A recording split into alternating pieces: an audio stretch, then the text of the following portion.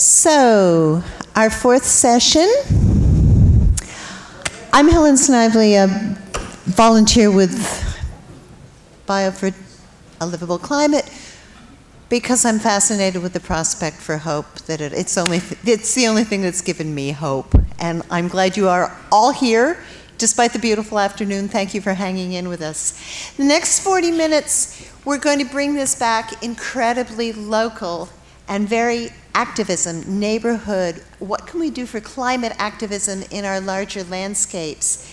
Some of the themes you're going to hear are planning and community again, and carbon, and what can we do together.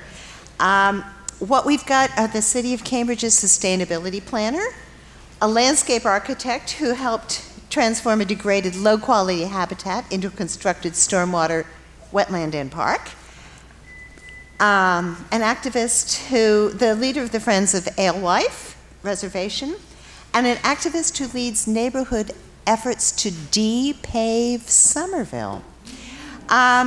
So I'm just going to let them go one at a time. Our first person is Jennifer Lawrence. She's the sustainability planner for Cambridge. She does climate communications, the climate change adaptation, and preparedness planning process. She was executive director of Groundworks Somerville, which is quite different from where she is now. Go, Jennifer. Thank you.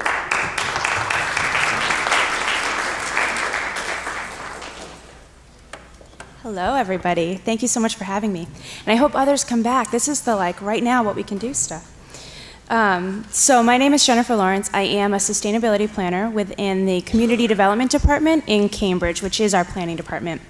So today I'm just going to talk really quickly, because I have 10 minutes, about our practical solutions for urban heat island mitigation and stormwater management in Cambridge. So community engagement is really, really key, and having meaningful and effective community engagement is a common goal across all of our planning processes. In the past year, we have engaged the community around many issues, and you'll hear about some of those, especially when Ellen comes up. But quickly, I just want to talk about 3 that relate to our infrastructure projects that we've been working on.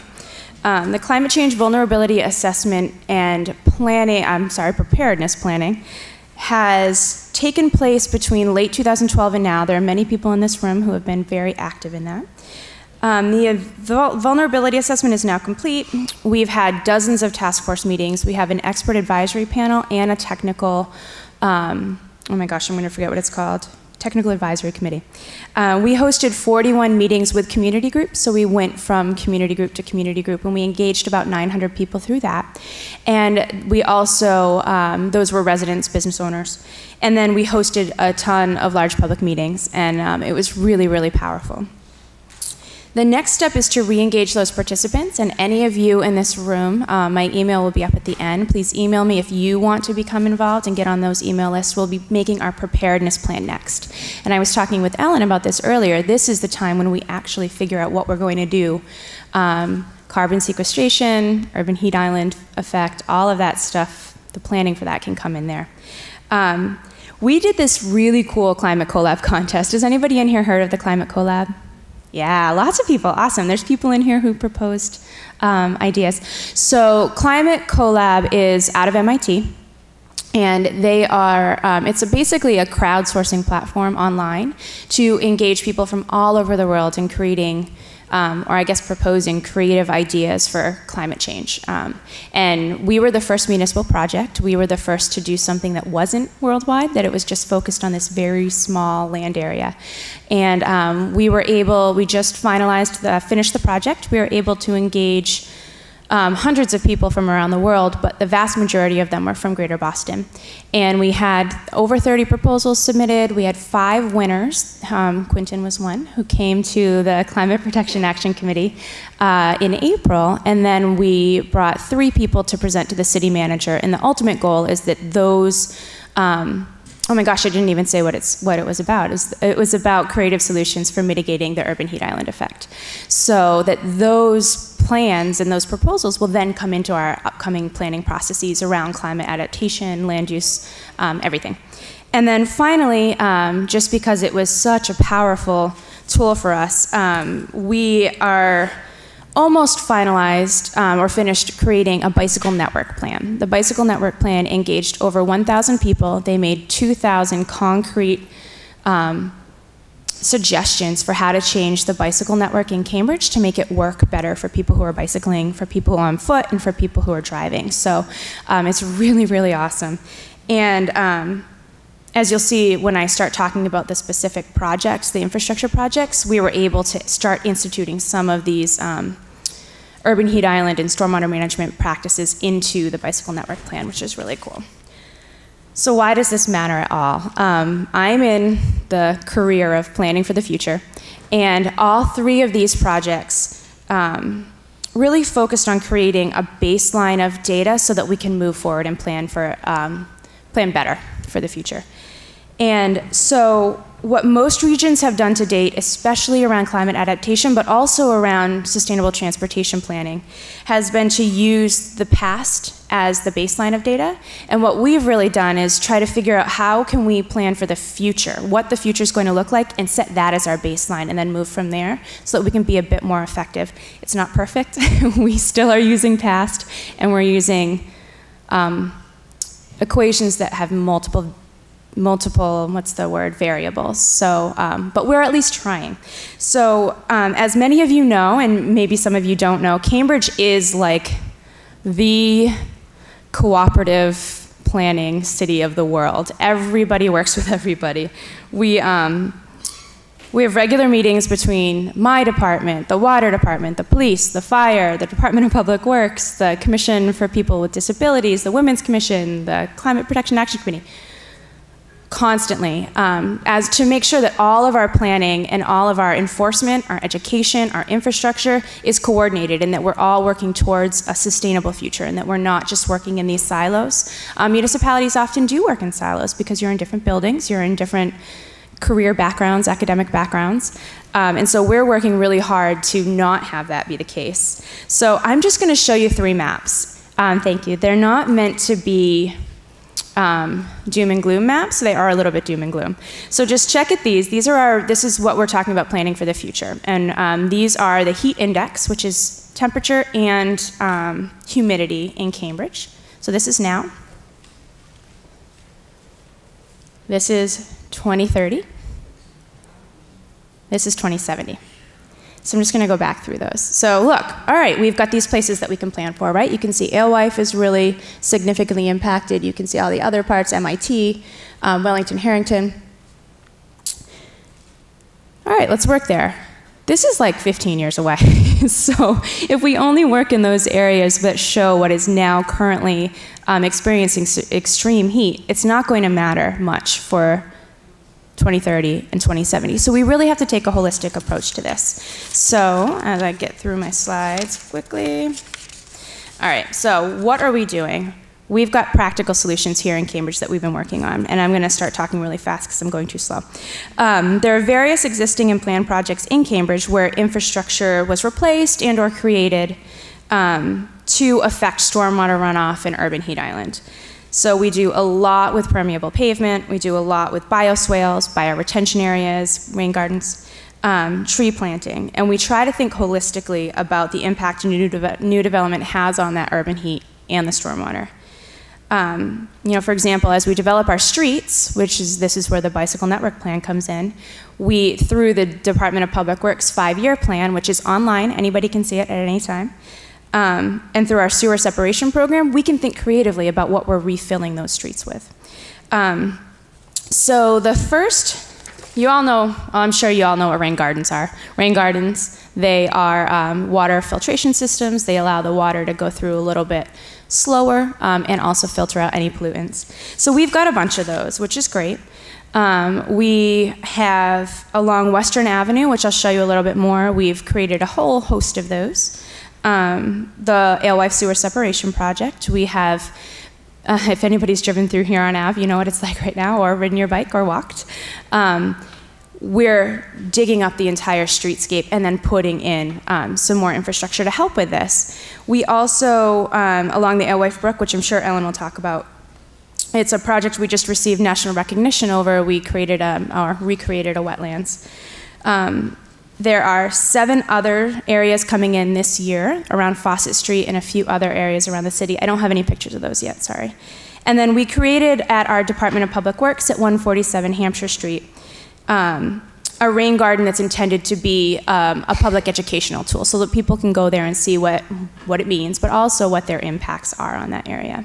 We've got 1 municipally owned green roof, and that is on the Public Safety Building at 6th Street.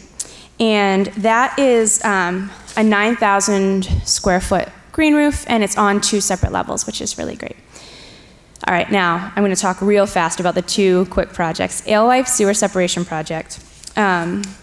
There was a federal court order to assist in cleaning up Boston Harbor.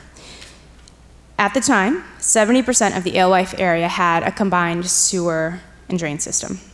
So the goal, and actually before that, 50 million gallons of sewer overflow in 1996. And the goal is that by the end of this year, 2015, that will go down to 7.3 million annually. So it's a huge project. If you've been over there, as I said before, you know it's a huge project because you can't get through it. In the area, over 200 buildings in the project area will have a private inflow work to have rainwater directed straight into the stormwater drainage system. We're planting over 400 trees. We converted the combined sewer overflow into outfall to a stormwater outfall.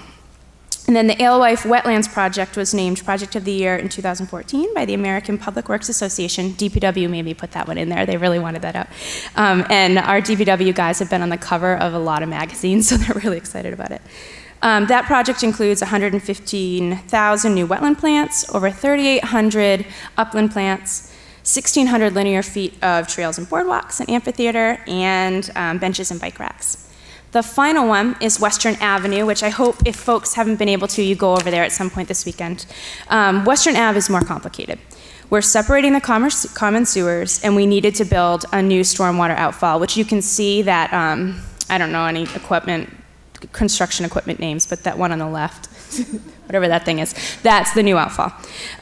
We're trying to address water quality issues regarding phosphorus control, so we have a complicated hydroslide deflection system. I'm reading this because I don't know what that is.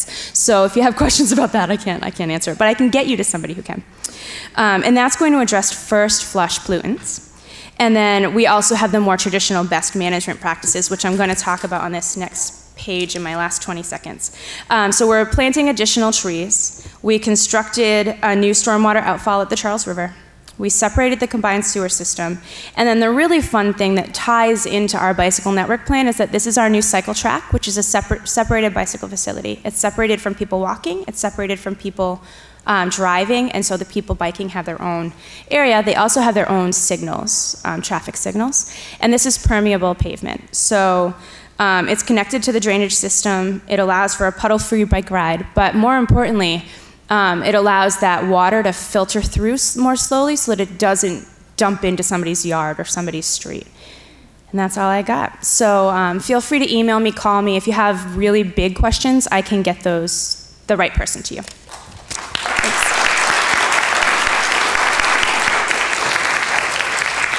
Thank you, Jennifer. Our next speaker is Duke Bitsko.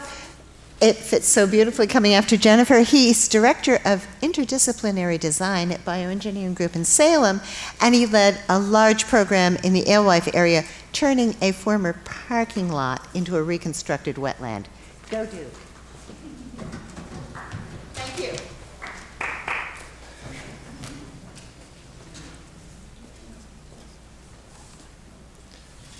Thank you. My name is Duke Bitsko. I'm going to talk about one of the projects that Jennifer introduced, and it's the Alewife Stormwater Wetland Project. I feel like I'm at Red Rocks Auditorium outside of Denver right now. I was lucky enough to work on this project since 2000. Started with a DCR master plan, and that went into the work that we did for the city of Cambridge. And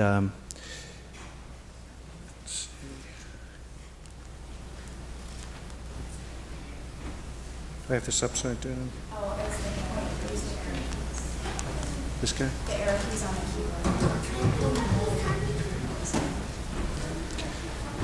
keyboard. This is a project that was actually completed in 2013. And really what I'm going to talk about, it's a stormwater wetland that has ecological and recreational and educational components to it, and I'm going to focus on the ecological pieces. It's the largest stormwater wetland in the Northeast, and I'm going to focus on the planting and the restoration strategies.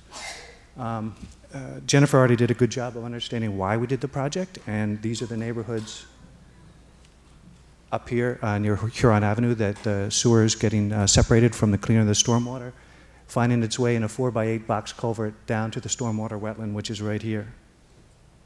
The main purpose is to act as the final polishing agent for this new stormwater wetland system. And I think to me one of the greatest things about this is it's a partnership between not just the city agencies that Jennifer talked about, but also it's on state land. It's DCR land, and it's actually a stormwater system that's constructed, paid for, and going to be maintained by the City of Cambridge DPW. It has recreational benefits. It has educational benefits. And to put it in perspective, this is a little pond, that's Spy Pond. This is the little river into the Alewife Brook down there. The location, this is the DCR master plan that was done in 2001 to show how the stormwater wetland piece could be integrated into it. And then this is the actual location. It's at the end of, this is Cambridge Park Drive. The Alewife T station is right down here. And this is a plan that shows the wetland as it gets integrated into the system. And what I wanted to show very quickly is how this works. The stormwater comes in this 4x8 box culvert into a sediment forebay, and the floatables and the sediments drop out. The cleaner of the water goes into a water quality swale into this large wetland system. This is an island right here. The goal of part of the stormwater wetland design was to slow the water down as much as possible and provide the most circuitous route before it reached the outlet, which is right here to Little River. The other component to the wetland system is this oxbow over here, which was completely man-made and connected to the Little River. This is just a series of diagrams that show this is an engineered system that is meant to function naturally, but the engineering piece is kind of interesting. This is showing kind of drought conditions. In the light blue are standing water. This is our design elevation, which shows in light blue where you're going to see standing water. This is a 2-year storm event, and basically the water starts to come in off the Little River into the, also from the river into these wetland systems over here. This is a 10-year storm, and the way that this wetland was designed was basically a bathtub. The water fills up at a 10-year storm. The water flows over two spillways, one on the western part, one on the eastern part. So at the 5-year storm, you get a lot of water coming up, but you don't have the water leaving the wetland or coming into the wetland. And then the 10-year storm, the water actually flows out of the wetland here and into the 2 existing wetland systems and into the oxbow. And believe it or not, the 100-year storm, most of the bike path, which is here, is covered in water. This is in amphitheater, that's covered in water, and everything's covered in water except for this section of the boardwalk and that island. And then everything down to the Alewife T station is underwater. We're looking at the main wetland basin right here with a permanent pool. There's 3 permanent pools, one here, and one here. The wetland system was designed, and it was really pretty straightforward and simple when you think about it. It was all based on the design hydrology. So we created these different zones based on open water depth, which is 3 to 5 feet, a deep marsh depth, which is 18 inches to 3 feet, an emergent marsh depth, which is 6 inches to 1, and then the high marsh, which is 0 to 6 inches. We also had a separate, the slope going up to the bike path was a combination of wet meadow and an upland riparian habitat. The value was to remove the pollutants. We looked at natural habitat communities all throughout the lower Mystic River Valley when we came up with our planting strategy. We had to make sure these plants were locally available. This is the planting plan that shows the different greens showing the different hydrologic zones for the different types of plantings. This is actually how we laid it out. One of the things that was very difficult for us in doing this massive wetland planting was to make sure that the plants got enough water, but not too much water. So in this slide, we actually had to de-water to get it all the way down to the permanent water level.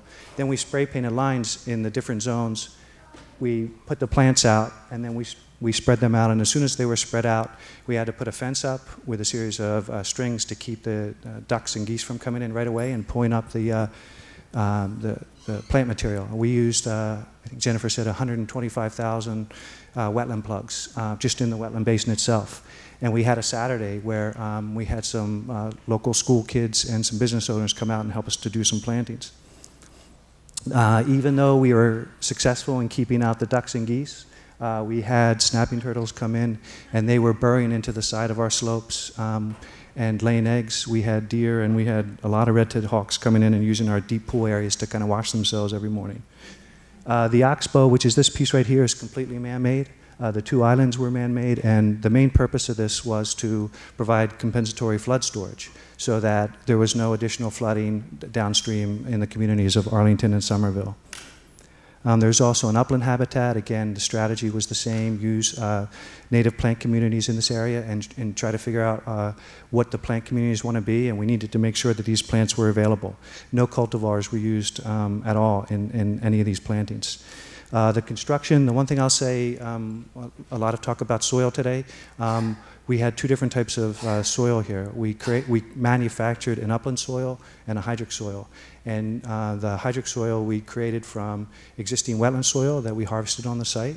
And then we got to a point where we started to hit peat. And I got a phone call at our office, and the contractor was actually taking the peat off site because our specification says you're not allowed to use peat because it's a non-renewable resource.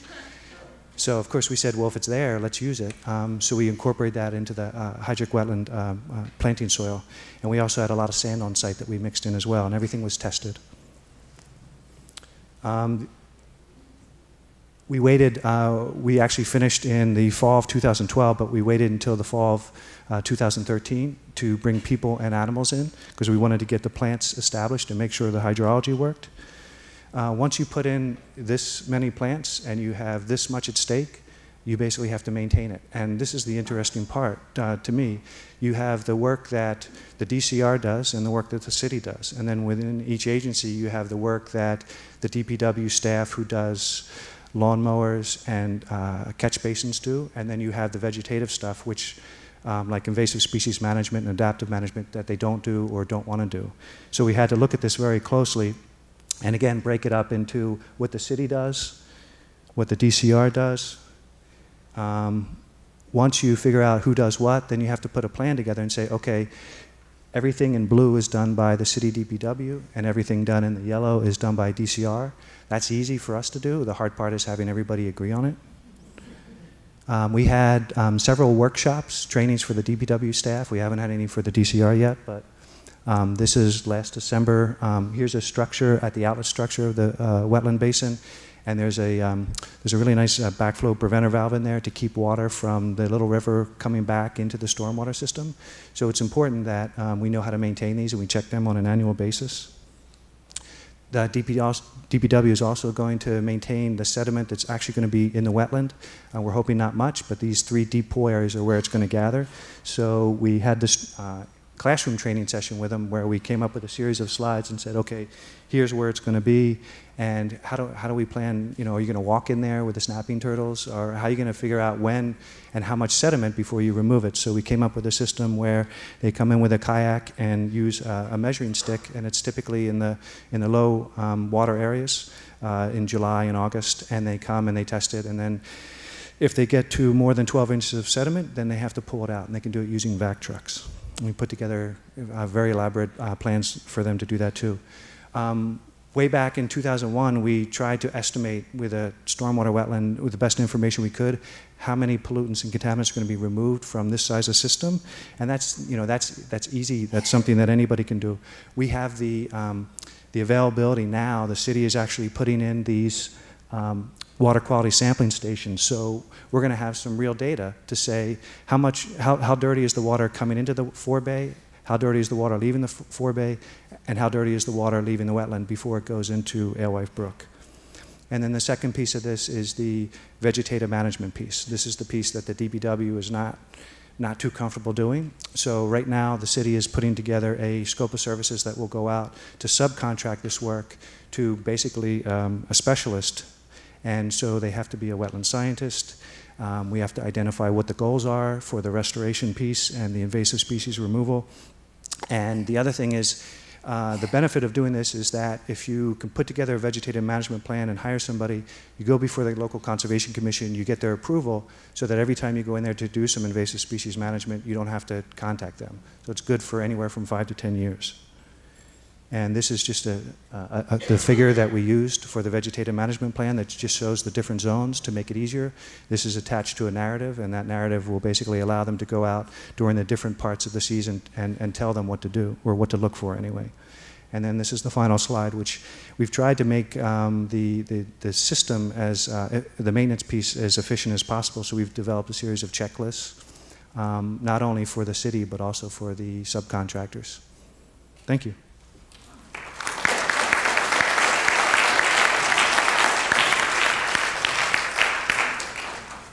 Thank you, Duke. Now, our next speaker, Lenni Armstrong, from wetlands to paved surfaces in Somerville.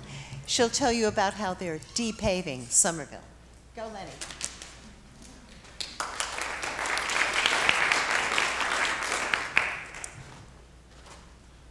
Thank you, Jennifer and Duke.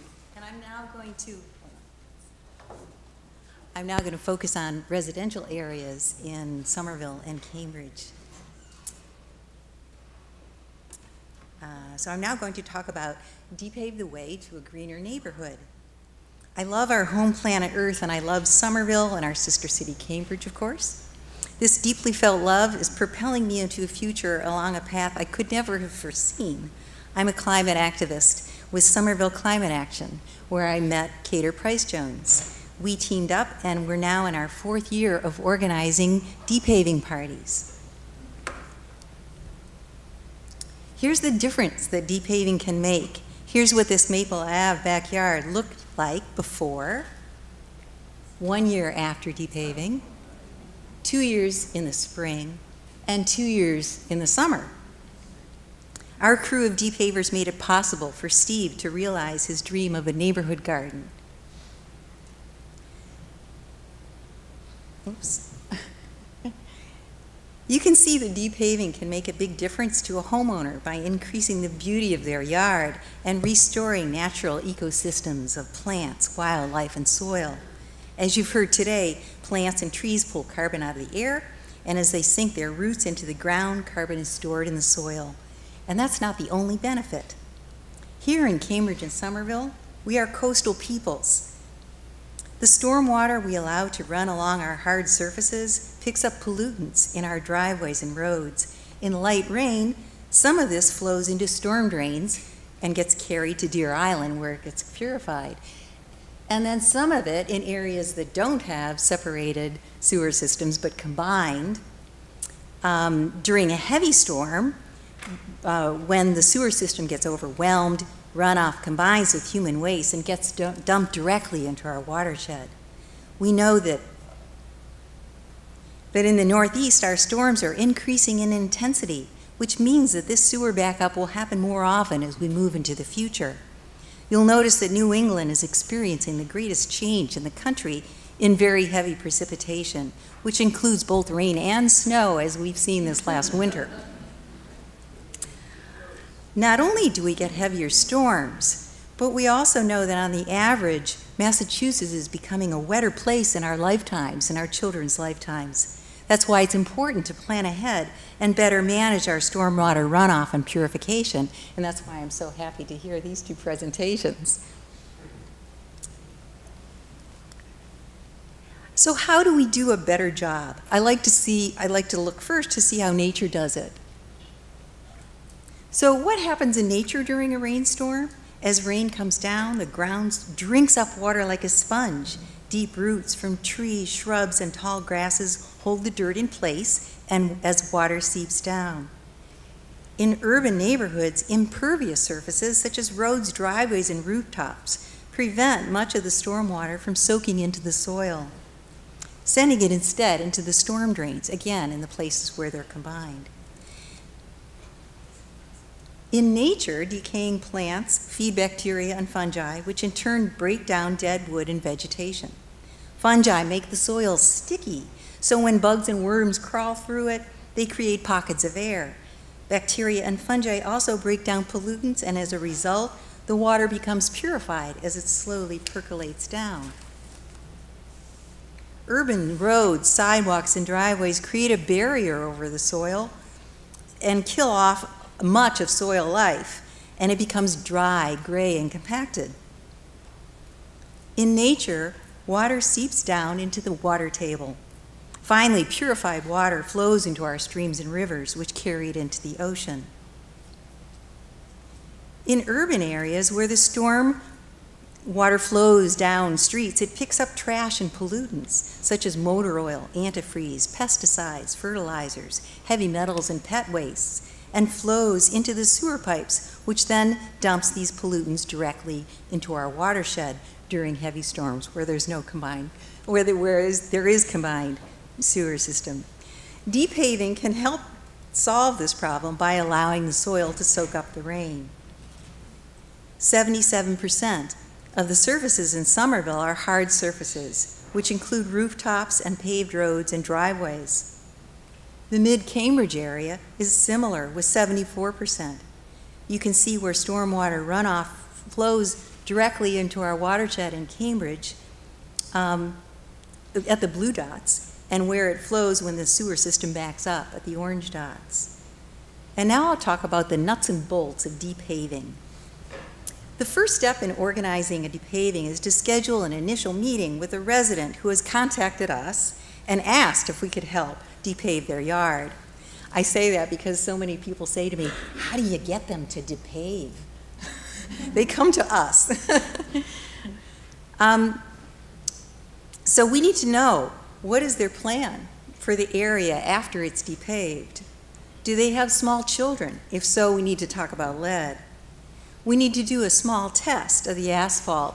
How thick is it? Is it old and crumbly like the asphalt on the left? Or is it newer and thick like the stuff on the right? We need to measure the area and estimate the volume of the asphalt. Will it fit into one dumpster? And where will the dumpster be parked? You can see it just fits into this Somerville driveway. When we begin to work with asphalt, first we start with pry bars and break it up. And then with teamwork, we use sledgehammers to break it up and pry bars to pull it up, along with blocks for leverage. And then it gets hauled into wheelbarrows and buckets and hauled off to the dumpster. Yeah. To us, it's very important that it's a community building event, and we work with a homeowner to organize friends and neighbors.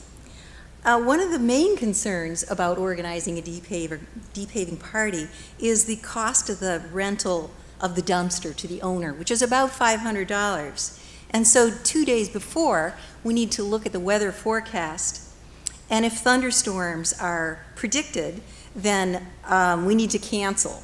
If they're predicted for both Saturday and Sunday, we need to cancel, because that way the homeowner can still cancel the dumpster rental and not have to pay, and we can't ask volunteers to work in a thunderstorm. So if there's rain on just Saturday, then we reschedule to Sunday, which is the rain date. I always put a table out in front with educational materials for participants and make it well signed so that anybody in the neighborhood walking by knows what's going on and can ask questions if they want to. And I always like to put up educational materials in case anybody needs to fill in gaps in their understanding of the process and the purpose of depaving. We need to organize kids so that they can participate safely. They really love doing this. They love to be a part of the process and work alongside with adults. There's two main roles. One is the depaving boss, and his role is to demonstrate techniques and direct the depaving process. And the other is safety enforcer. And that's always me, safety queen. I emphasize safe techniques, and I make sure that others are protected by checking to see who's nearby when people are swinging the sledgehammer. And I also come with a fully equipped first aid kit, which thank goodness we've never had to use. We protect our volunteer depavers by helmets and gloves and goggles that are generously donated by Home Depot. And again, to us, the most important thing is that it's for community building. So we make it a party and encourage volunteers to bring yummy food and give depavers a chance to meet each other. Now here's some ideas showing what residents can do with their depaved areas. If they want to plant vegetables directly into the soil, they need to first test it for lead. And if there is lead in the soil, then they can always do raised beds with clean, fresh soil in it. This is an example of a rain garden. This is pervious pavers in a walkway. And this is one of my favorite substances. It's called permaturf. These are plastic. These are squares made of recycled plastic, and they allow grass to grow in them, and they hold the weight of a car. And these are interlocking permeable pavers in a driveway. I love depaving parties because people of all ages get to know each other by rolling up their sleeves and working together for a couple of hours to free the soil.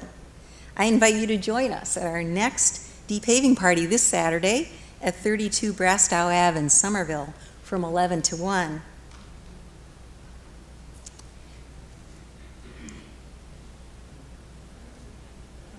And we cheer you on. Thank you. We cheer you on to share in the excitement and victories of working together for carbon farming, healthy soil, and pure water. So get ready to depave the way for a greener neighborhood. Yeah.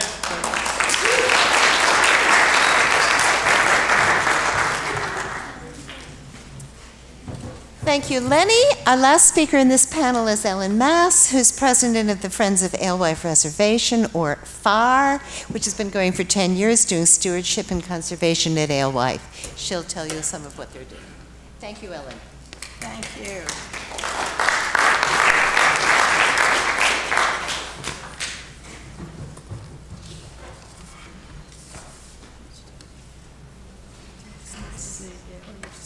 No, she has some slides. Oh, you do have slides?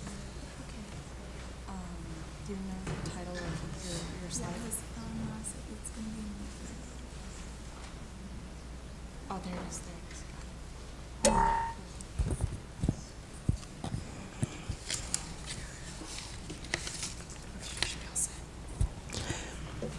You're getting a few slides, but not a lot, because we really want to get you down to the Alewife Reservation, which is only 2 subway stops from here.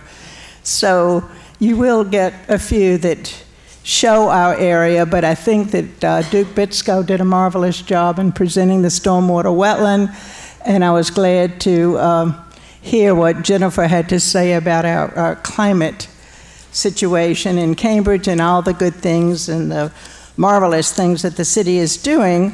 But I do want to remind everybody that municipal economics have a lot to do with what we can do.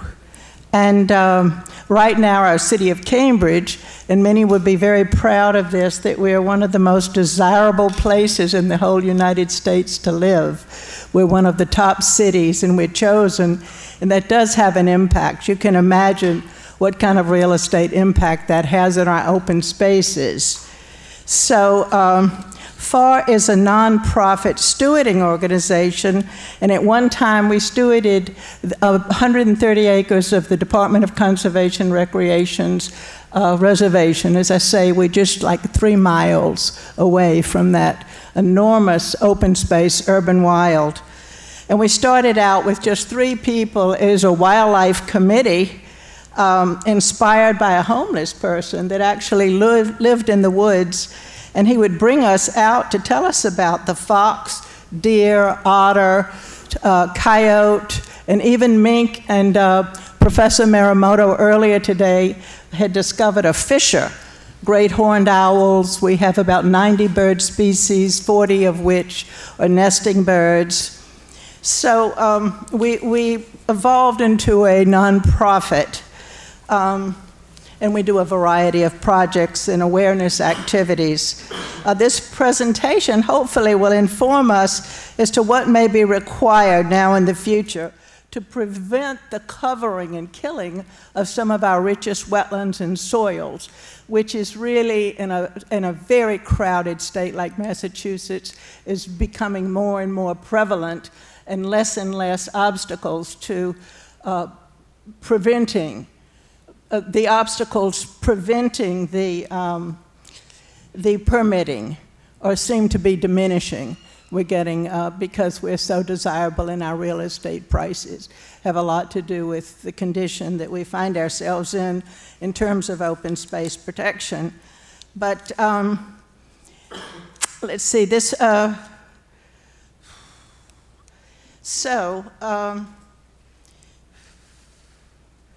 want to refer to the stormwater wetlands we were just looking at, because that has been one of our greatest areas of pride out at Alewife. It's only 10% of the master plan that was developed for that area. If we take the dredging and the work that was done at Blair Pond on the Belmont border, and we take the work that was done at the stormwater wetlands, we still have a long way to go to restore that area that will fit in line with some of the goals of this conference, I say. And that is to really take our adaptation centers. Alewife Reservation is one of the major adaptation centers, I say, for this whole region, because it is a Mystic River watershed floodplain and a floodway, and that 100-year floodplain, keep in mind, at Alewife, we're 5 feet above sea level. So if we really are going to be impacted, as Jen, as her slideshow revealed. And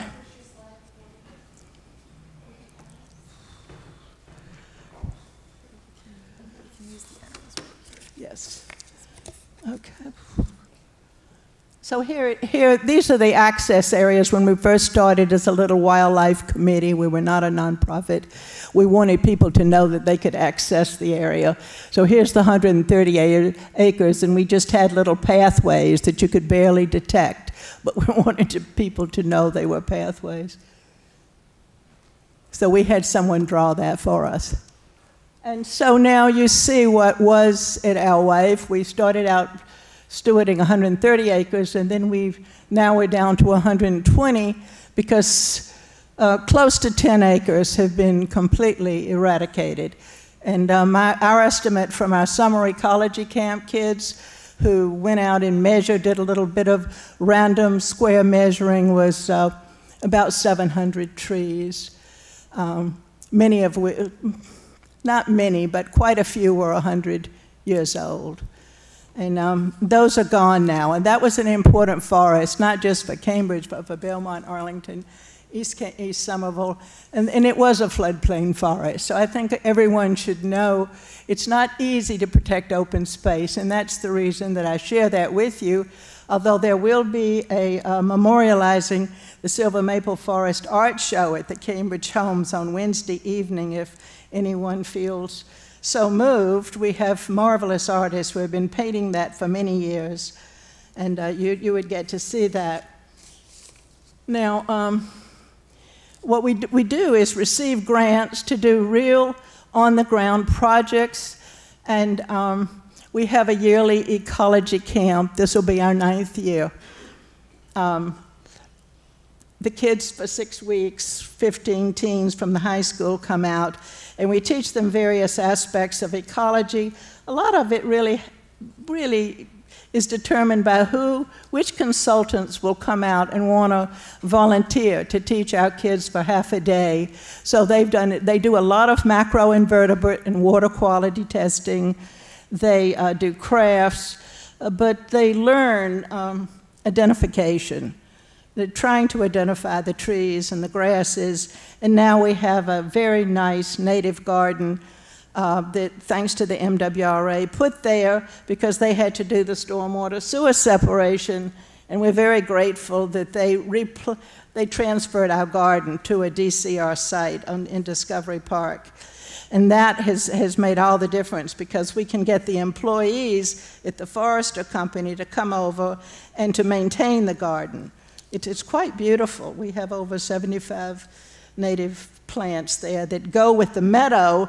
And I just got through telling the group that came out the other day, this was the core group of this conference, that that the meadow will take over our garden one day, and that was not a bad thing, that this meadow is going to take on that, and we're not going to be able to maintain it as this little protected, lovely looking garden, and that was good.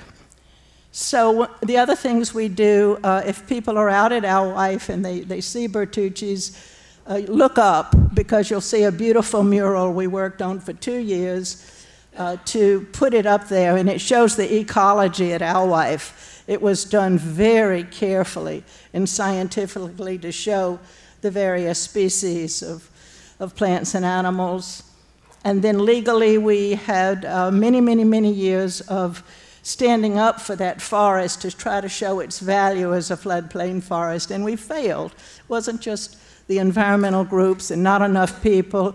It was on all levels, because the city and the 2 towns are all converging in that place. So it makes for a very complex politics to try to work out, how do we do this? Well, the towns and the city are not really sharing with each other and not really discussing this. We had to have 4 hearings and 7 resolutions in Cambridge which spoke to that issue.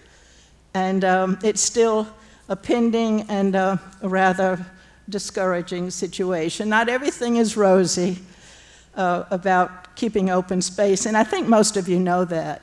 It's hard, especially in a high real estate area. So the other things we've done is spirituality, and all of this I'm encouraging people to think about in terms of their own areas, because we had rituals out there that also gave value. So when we have a winter solstice or a fall equinox, people are appreciating what's around them. And we always have a fire and some Joanna Macy or various spiritual presentations and rituals, really. And then the work on the state level really has to be done too. If you have an extremely valuable open space, you need to try to get some bills passed. We had 2 bills passed to preserve this forest and have the environmental bond bill take it up, but they did not. The governor felt that there was too much affordable housing issue that was there, and that he could not pass. The Senate and the House passed it twice to go into the environmental bond bill, but when it got to the very top, there was a 40B tag. Now, the other thing that is really important is to do your actual stewarding, to do your bittersweet cutting and to do your phragmites, derooting. You can't just cut them. We tried that and failed miserably, so we went back with the roots. And knotweed. This is just in particular areas. You'll never take the invasives out of a place for all those years that it had so much just debris dumped and soil. Most of Route 2 was dumped in that particular area, but over 40 years it grew back into a very rich carbon sequestration dream. And now a lot of that is gone, but there's plenty left. And we're, as we say, we're a volunteer group that loves to get people to come out and be interested in it. The educational tours, we've had over 70 tours, history, edible plants, and you name it. A lot of it is identification. Dave Brown, the professional tracker, brings people out to do that. See, I don't think I've got enough there. As you know, these wonderful big old tree trunks, they are full of cavities that our wood ducks will go in, and various wood birds, wood warblers, tons of wood warblers. When I don't know how they're going to, Dave Brown always told us that the wood warblers would not come once those big buildings go up, because there's a downgrade that goes right into the marshes where the wood warblers are. We're hoping they'll come. And then here's some of the animals and birds. And this is the stormwater wetland that you just got through seeing, this marvelous opportunity for families to meander and to ride bikes. And this is the mural I was speaking about that I hope you'll take a, when you just even go down Alewife Parkway and look up, you'll see that mural. Even at night, we have lights on it.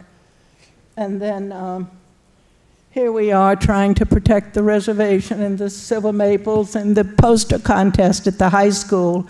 We had a contest, and we have about 20 of those posters up in the upper left corner.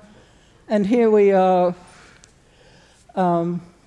We had a very nice turnout at the Park Serve Earth Day, and that's a very nice event that goes around Massachusetts. And the last point I want to make is that a friends group is something all of you can join into, because there's 71 across the state of Massachusetts, and some of them just do little small tokens of awareness, and others try to do more. We tried to do more because we had more to conserve in a harder battle.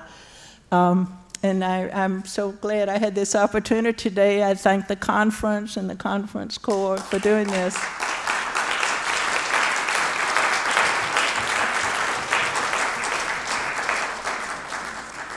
So thank you, Ellen. We now have 15 minutes for Q&A, and I want to ask all of you speakers to come up and sit here so we can ask questions of all of you together. And while you're moving, as we've been planning this, we keep thinking about how do we build a movement? How do we keep ourselves in conversation? Some of you saw this little tiny green flyer at the registration table. You might have seen the slides up here mentioning further gatherings, but let me just repeat. Green Cambridge has a meeting on May 7 at the Eastern Bank in Harvard Square.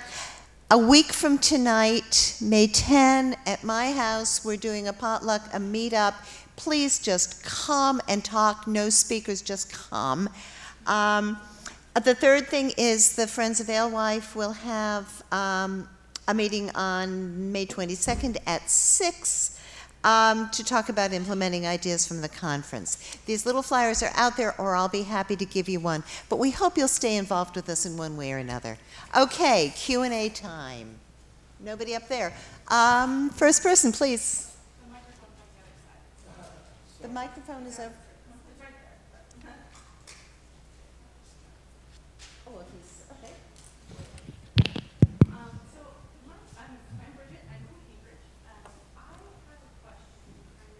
Can you talk into the mic? You're a little soft. It's on, but it's not working. Then yell. So it seems that something that we could do to solve a big problem of carbon sequestration, stormwater runoff, and urban heat island effect would be to install green roofs. But given the kind of poor quality residential building stock in Cambridge, there are a lot of properties that are not necessarily owner occupied, that may be wood construction or older, not necessarily the most structurally stable roofs upon which to put a green planting system. I know there are solutions, but it seems like commercial property in Cambridge and Somerville would be a really good place to put green roofs, but it's something that has to be addressed more at the policy level, like do not issue building permits or, like large upgrades to pharmaceutical research labs and things like that without allowing for a green roof. I know a lot of the Cambridge City Council meetings are open, but particularly the ones that deal with MIT commercial real estate development properties are not open to the public until things have already been decided and whatever. And when I think about the Silver Maple Forest project, development project going through, despite environmental objections and the general awareness of the populace in this area of the importance of kind of making like ecologically sustainable developments. I'm curious as to what we as people and citizens can do in terms of taking action in small ways when we have elected officials that sometimes do not, perhaps because they cannot, because of political concerns, act in our interest or the environment's interest. I can take that one. I guess that was yours. That was me. Okay, so thank you. All of that is very relevant. I don't think anybody should say that politicians cannot act because of political reasons. I mean, talk to your city councilors. It's my number one. I'm here today on my Sunday, not getting paid to be here with all of you people because I love this work so much. So they're going to hear it from me, and they're going to say, that's just Jen, right? Or that's just whoever in the planning department. We all believe really, really passionately about this work. So talk to your city councilors. I can't. You can. So please do that, and do it often, and talk about what you're passionate about. A lot of times what gets to city council is the stuff we're not happy about, not the stuff that we really want to push for that we are happy with. So that's my political push. But that said, when we talk about roofscapes, we're not just talking about green roofs. We're talking about energy generation. We're talking about a whole host of other things. So I don't think necessarily that saying you don't get your permit unless you build a green roof is the way we should go, but maybe you don't get your permit unless you do one of this menu of items, and that could be producing some of your own energy on your roof, and it could be a whole bunch of other things. But I think you're absolutely right that the private developers are where we can go, and then the municipal buildings too. And so we already, and Quentin is on the Climate Protection Action Committee. If you go to cambridgema.gov/CDD, we've got all of our planning for the future. All of our planning documents are on there. So go there and advocate for the things you really feel passionate about. And we do have stuff about, don't let people get permits without doing something for the environment. And we have a whole host of things. It's not just rooftops. It's your landscaping and your bicycle parking and what you do for your employees, all that kind of stuff. Thank you. We do have somebody over here. Hi. Hi, my name's Kara. This is a question mainly for Duke, and it was just wondering if there are any objections from the public about the restoration project, or from the town. I don't know if you could just talk about how you address those, or anyone who is involved in the project. Yeah. Thanks. I had mentioned that I personally had been working on the project since 2000. The project at 75% design, when we went to permitting, was upheld. An appeal on the Conservation Commission decision to not put the wetland in the place where it was proposed. And my understanding was there was some Cambridge citizens who loved the idea of the stormwater wetland, just not in that place. Right? So it upheld the whole process for 3 years, and it went up to the very highest levels, and then was finally defeated, and then we were able to get along with the process. As far as I know, when we first started to work on the planning and design, I don't know if you've been out there, but there are a lot of new apartments and condominiums being placed right next to it, and that was never really part of what the plan was. It was to be a restoration piece on DCR land. We don't know. We've got really good feedback from the public who use it, especially from a bike path standpoint, from a natural system standpoint, and we know that park and that wetland is going to be used in a different way than we had originally planned. So it'll be very important to see how it does get used, and I know the DCR is going to get a ranger out there, at least part-time, to help along with some of the educational pieces. Thank you. Thank you. Question over here. Great. My name's Isabel Carey. I'm a local resident and a staff member at the Kennedy School. I had just a quick end-of-life question for Duke and Lenni. So what happens to the sediment that you pull up from the basin, the reservation, noun, and what happens to the asphalt that you pull up? Where do those go? The sediment that gets removed from the forebay and from the basin would go to the same places where the catch basin sediment would go.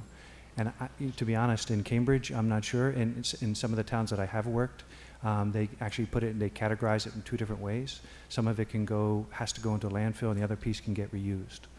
And that's, as far as I know, a town decision. And I'm happy to report that asphalt is a very recyclable material. So it's either melted down and used as asphalt again, or it's broken up and turned into gravel and sold as gravel. So either way, it gets recycled. Yeah. Thanks. Question over here, thank you. Yeah, I came in late, so I don't know if you addressed this, but looking at the catchment basin, a couple of years ago, some of us went down to Grafton, Massachusetts to look at what John Todd was doing with an old canal there. And he was using, as he does, ecological design and ecological systems to clean the water. And this was water that had been contaminated for many, many, many years with heavy bunker fuel. And he set up a floating island with natural plants and filtered the water and then took it through a greenhouse through a variety of different ecosystems, and it would come out clean. One of the things that he was talking about was that his expectation, his hypothesis was that if this continued, the canal adjoined the Blackstone River, as I recall, and he said, if this continues, he had the feeling that the beneficial organisms that he was nurturing would go downstream and continue to clean down through the Blackstone River. And I'm wondering if that would be a possibility in the basin, to think about something like that might be able to go down through the Alewife to the Mystic and start helping to clean and revivify the river system. Yeah, I'm familiar with his work in China, and he's also doing a lot of stuff down in Houston. He targets certain pollutants and contaminants and uses phytoremediation and other things to basically remove those from the system.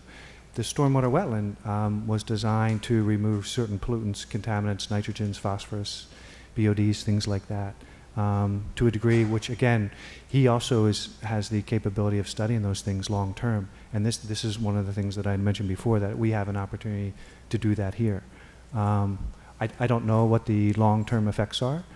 We do know that the wildlife and the plant life, we used, part of the restoration piece is to put in holistic and diverse plant communities, knowing that they can potentially regenerate and help with some of the invasive stuff that's there. So maybe in terms of the DCR master plan, we can follow up and figure out what's going to happen over the long term. Yeah, I would appreciate it if you got in contact with him, and I can talk to you a little bit about that. Thank you. It's a great idea. Yeah. Great, thanks. Okay, we have time for one more question, quick. I had one more little sorry. point to George. I always get stuck in the purveyor of bad news. I was just at the US EPA steering committee for the Mystic River. They had the science forum. This was a couple of weeks ago. And they did almost all the slideshows, from the mass water resource to the Mystic River to an MIT group. They all noticed that Little River and Alewife Brook were some of the most impaired in the 74 square miles of watershed. So we do have a problem, and I just wanted to refer to George's idea. We really have to move on some of the ideas that we've heard today at the conference in regards to our own Mystic River watershed, I think.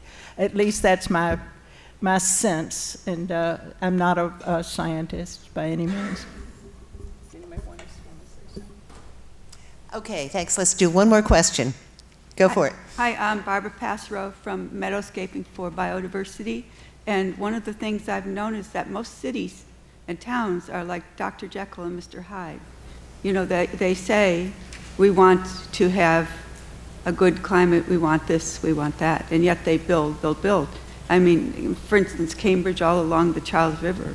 Oh my gosh, what's going to happen if we have a mini Sandy, let alone anything else? So I'm concerned, as a citizen and a taxpayer and of and registered voter. I think everybody, this is my plea that I always do at the end of a conference, everybody should contact their town representatives and make sure that they do what you want them to do.